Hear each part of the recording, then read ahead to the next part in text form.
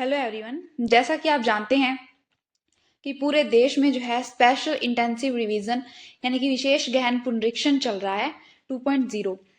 EC publishes draft electoral rolls for West Bengal 58 lakhs names deleted from voter list. तो वेस्ट बंगाल में 58 लाख लोगों के जो है नाम वोटर लिस्ट से हटा दिए गए हैं। इसके बारे में हम डिस्कशन करेंगे। घटना का सार क्या है। इलेक्शन कमीशन ऑफ इंडिया ने वेस्ट बंगाल की ड्राफ्ट जो मतदाता सूची है इलेक्टोरल रोल्स वो प्रकाशित करी है। इसमें 58 लाख नामों को हटा दिया गया है, जिसमें कुछ लोगों की डेथ हुई है या वो अपना मतलब पता बदल चुके हैं, कहीं और शिफ्ट हो गए हैं, या फिर डुप्लीकेट मतदाता भी उसमें शामिल हैं। ये सूची स्पेशल इंटेंसिव रिवीजन 2026 प्रक्रिया का हिस्सा है, जो 2025 के मतदाता सूची से 26 के लिए अपडेट तैयार कर रही है। हटाए गए नामों की सूची ईसीआई की वेबसाइट पर जारी की गई है और नाम चेक करने और पुनः जोड़ने की अपील के लिए जो है प्रक्रिया फॉरम नंबर जो है 6 भी जारी करी गई है।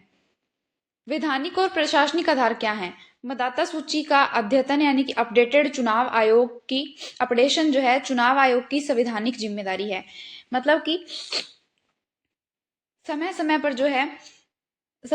जो है इसको अपडेट करना पड़ता है, क्योंकि ऐसा होता है कि बहुत सारे लोगों की डेथ हो जाती है उस टाइम पीरियड के बीच में, और ऐसा भी हो सकता है कि कोई लोग किसी और स्टेट में या किसी और जगह शिफ्ट हो गए हो, उन्होंने अपनी लोकेशन चेंज कर दी हो। तो आर्टिकल 324 के तहत मतदाता सूची को अपडेट करना जो है एक जिम्मेदारी है, संवैधानिक जिम्मेदारी। सर एक संयुक्त प्रक्रिया है जिसमें मतदाता सत्यापन, नामांकन फॉर्म इकट्ठा करना और डेटा क्लीनिंग होता है, ताकि वास्तविक और योग्य मतदाता सूची में रहें।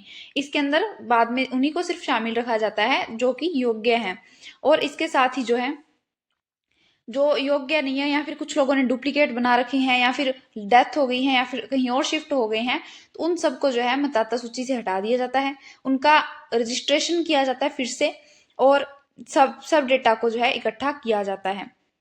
ईसीआई ने यह भी स्पष्ट किया है कि हटाए जाने पर अंतिम निर्णय निर्धारित समय के बाद ही होगा और प्रभावित व्यक्ति फॉर्म नंबर 6 व सपोर्टिंग डॉक्स देकर पुनः शामिल हो सकते हैं। मतलब मान लीजिए कि आप योग्य हैं और अभी आपकी मतलब आप मतदाता सूची के लिए योग्य हैं, आप वोट डाल सकते हैं, लेकिन आपका नाम हटा दिया गया है, तो आप फॉर्म नंबर जो 6 है उसका यूज करते हुए फिर से अपना नाम रजिस्टर करा सकते हैं मतदाता सूची में।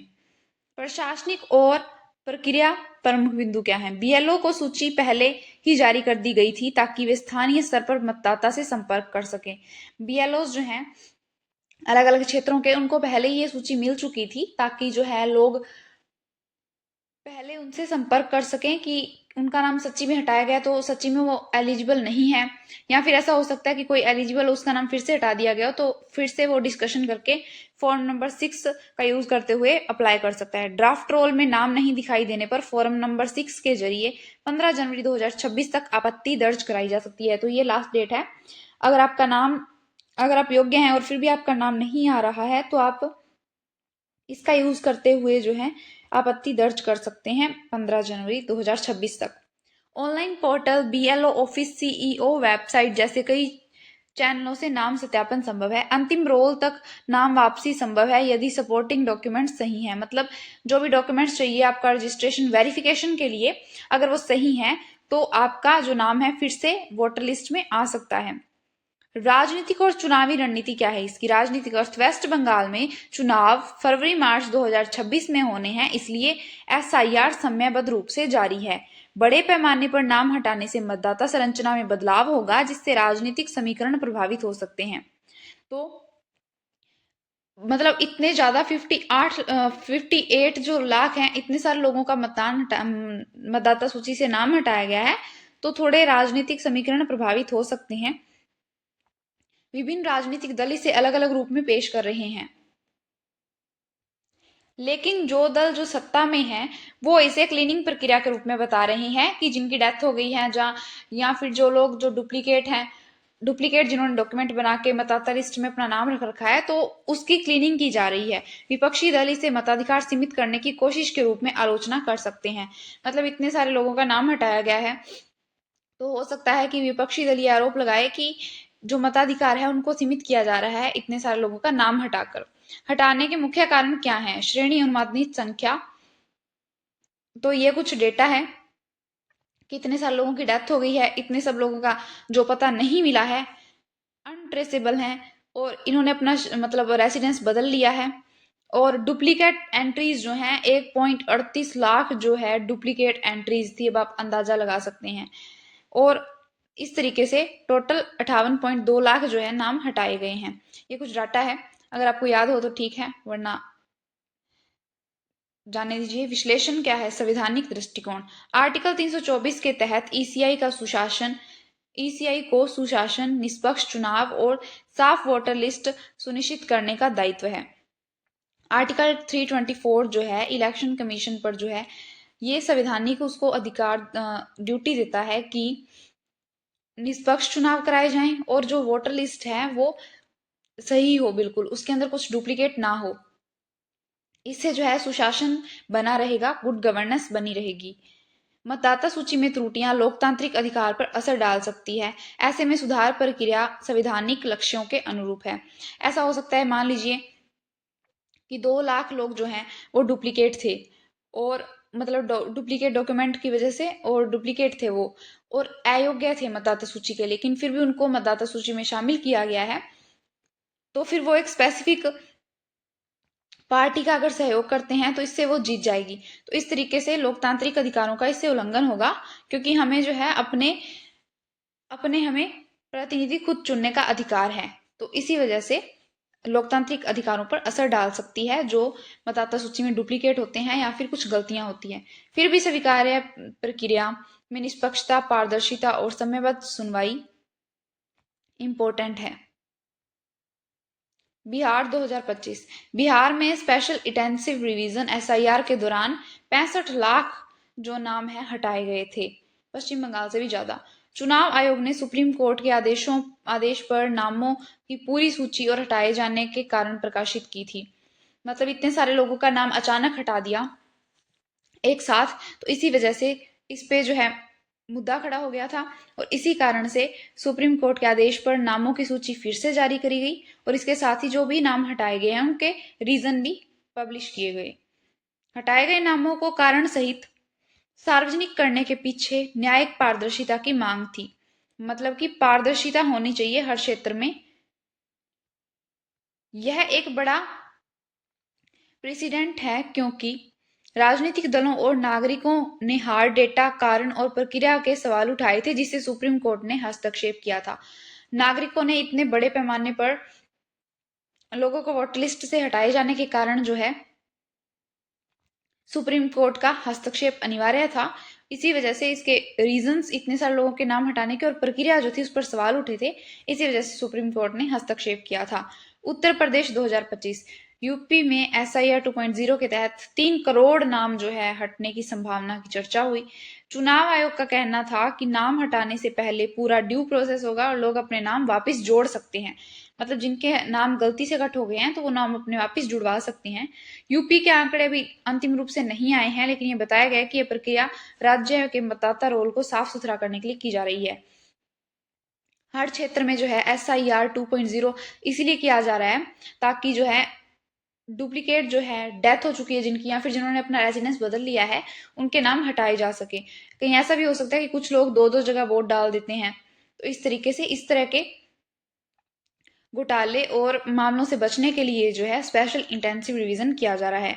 यूपी के आंकड़े जो हैं अभी ऑफिशियल फिगर हमारे सामने नहीं आए हैं, उसके बारे में हम डिस्कशन करेंगे। अन्य उदाहरण क्या है? पूर्व काल 2016 से 2021 भारत के कई राज्यों में विधानसभा व लोकसभा चुनावों से पहले मतदाता सूची के नॉर्मल रिवीजन में हजारों नाम हटाए जाते रहे हैं। मतलब पहले भी बहुत सारे जो नाम है हटाए जाते रहे हैं, जैसे कि तेलंगाना में कुछ लाख नाम हटाने के बाद विवाद हुआ था और सीईओ को सार्वजनिक रूप से माफी भी देनी पड़ी थी।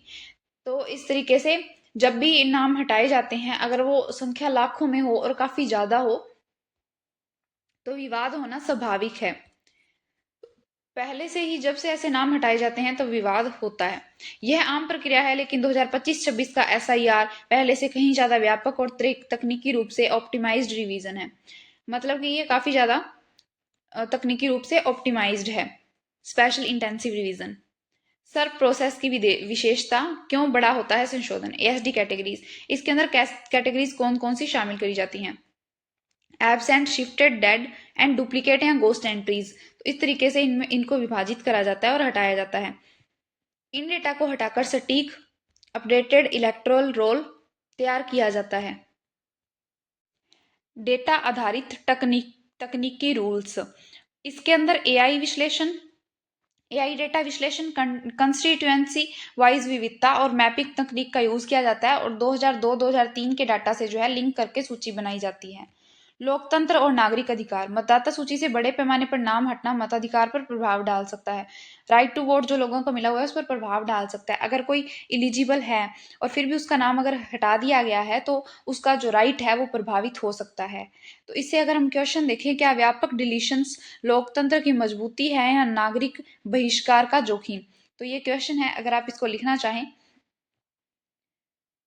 चुनावी प्रशासन और ई गवर्नेंस, एसआईआर जैसी प्रक्रियाएं डिजिटल डेटा, एटीएमएल और ट्रांसपेरेंसी मैकेनिज्म का उदाहरण है। इसका प्रशासनिक लाभ और जोखिम दोनों है जो है इसके ऊपर चर्चा करनी जरूरी है।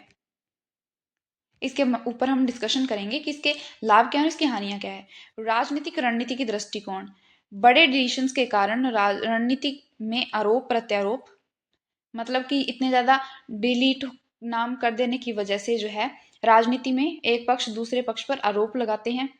विपक्ष के आरोप वर्सेस चुनाव आयोग का तर्क, चुनाव आयोग तर्क देता है कि उनके नाम इसलिए हटाए गए हैं कि या तो वो डेथ हो चुकी है, उनकी डेथ हो चुकी है, या फिर उन्होंने अपना रेजिडेंस चेंज कर दिया है, और या फिर वो डुप्लीकेट हैं।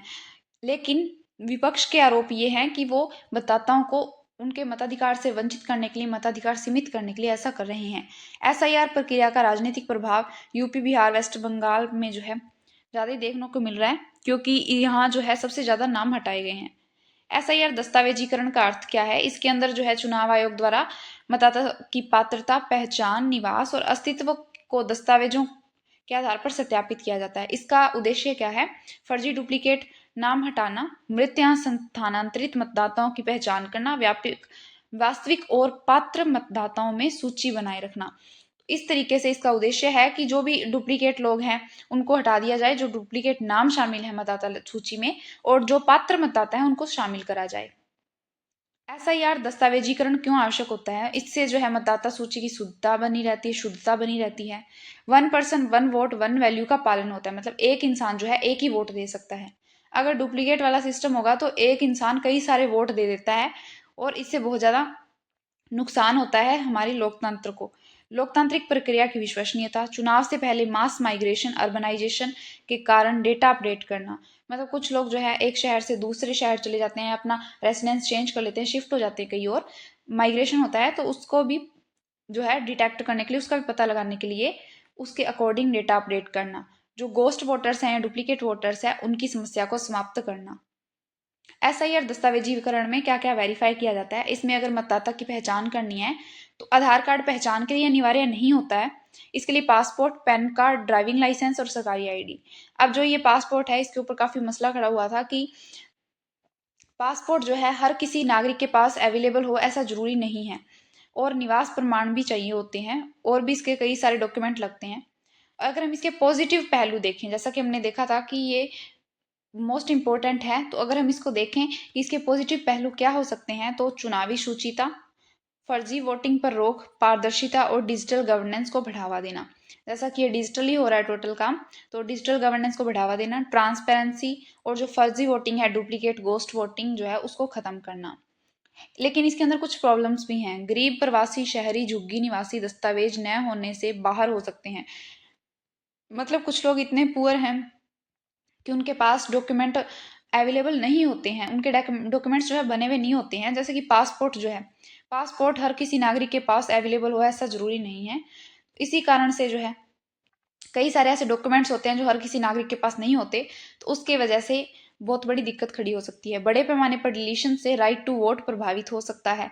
प्रशासनिक त्रुटि की संभावना भी हो सकती है, मतलब अगर किसी का नाम गलती से हटा दिया गया और वो एलिजिबल है तो ये प्रशासनिक त्रुटि होगी और उसके राइट टू वोट का जो है हनन होगा।